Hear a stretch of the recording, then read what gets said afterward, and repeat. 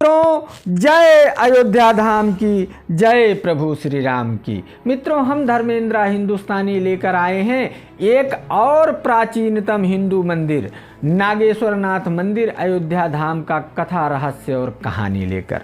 मित्रों, साधु संतों और महात्माओं तथा पौराणिक कथाओं के अनुसार जब प्रभु श्री राम के गोलोक जाने का समय आया तब उन्होंने अपने राज्य का बंटवारा कर दिया अपने और अपने भाइयों के पुत्रों के बीच में।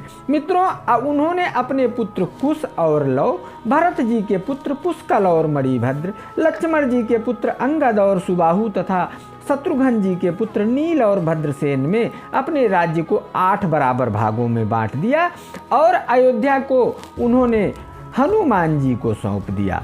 इस प्रकार अपने राज्य का बंटवारा कर दिया जिससे आगे राज्य को लेकर विवाद ना हो।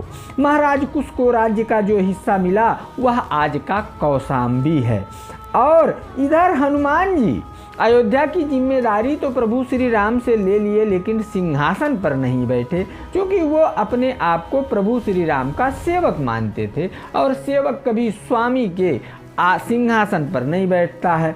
एक रात राजा कुश को स्वप्न आया कि अयोध्या नगरी कह रही है कि हे महाराज कुश, भगवान राम के गोलोक जाने के बाद अयोध्या की स्थिति पहले जैसी नहीं है। भगवान राम के कहे अनुसार हनुमान जी अयोध्या की सुरक्षा तो करते हैं लेकिन इसके सिंहासन पर नहीं बैठे, जिससे अयोध्या में अव्यवस्था सी बन गई है। अयोध्या बिना राजा के हो गई है, अतः आप आकर अयोध्या का सिंहासन ग्रहण करें। फिर क्या था, महाराज कुश ने अयोध्या को अपनी राजधानी बना लिया और यहीं से अपने राज्य का संचालन करने लगे। शिव पुराण के अनुसार एक दिन सरयू नदी में स्नान करते समय महाराज कुश के हाथ का कड़ा सरयू नदी में गिर गया, जो वहाँ रहने वाले कुमुदनाग की पुत्री को मिल गया। अब महाराज कुश ने कुमुदनाग से कहा कि भाई वह उनका कड़ा वापस कर दे, लेकिन कुमुदनाग अपने पुत्री प्रेम की वजह से वह कड़ा वापस नहीं किया और घमंड में भरा हुआ वह महाराज कुश से युद्ध करने लगा। काफ़ी समय बीत गया युद्ध करते करते, तब कुमुदनाग को लगा कि वह युद्ध हार जाएगा। अब उसने कातर स्वर में भगवान भोलेनाथ की प्रार्थना चालू कर दिया। तब भगवान भोलेनाथ, जो कि नागों के स्वामी भी हैं, प्रकट हुए और उन्होंने युद्ध रुकवा दिया। तब कुमुदनाग ने अपनी पुत्री का विवाह महाराज कुश से कर दिया और कड़े को दहेज में दे दिया। इस प्रकार कुमुदनाग की भी प्रतिष्ठा बची रही और महाराज कुश को कड़ा भी मिल गया। अब महाराज कुश ने भगवान भोलेनाथ से कहा कि हे प्रभु, आपके कहने पर हमने युद्ध बंद कर दिया, लेकिन अब आपको हमारी भी प्रार्थना माननी पड़ेगी और आपको सर्वदा के लिए अयोध्या नगरी में निवास करना पड़ेगा। तब भगवान शिव एक शिवलिंग के रूप में वहाँ स्थापित हो गए और तब से आज तक भगवान शिव इस नागेश्वर नाथ मंदिर में विराजमान है और भक्तों की सभी इच्छाएं पूरी करते हैं। मित्रों, नागों के स्वामी होने की वजह से भगवान शिव का यहाँ एक नाम नागेश्वर नाथ पड़ा। मित्रों, यहाँ बाद में मंदिर का निर्माण महाराज कुश ने कराया, जिसका जीर्णोद्धार विक्रमादित्य ने करवाया।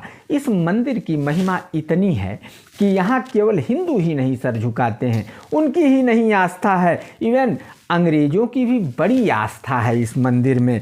एक प्रसिद्ध अंग्रेज विद्वान हैमिल्टन कहता है कि यह दुनिया का पवित्रतम स्थान है। एक और अंग्रेज विद्वान कनिंघम का कथन है कि मनुष्य को यहाँ आने से सच्ची शांति मिलती है। तो मित्रों, जय नागेश्वर नाथ की। मित्रों, जब भी आप अयोध्या धाम आएँ तो आप नागेश्वर नाथ का दर्शन अवश्य करें। यहाँ दर्शन करने से आपकी सभी मनोकामनाएं पूर्ण होंगी। यहाँ जो सच्चे मन से प्रार्थना की जाएगी वह प्रार्थना प्रभु भोलेनाथ स्वीकार करते हैं। यहाँ आने के लिए आपको देश के लगभग सभी भागों से इस समय प्लेन और ट्रेन की व्यवस्था हो गई है।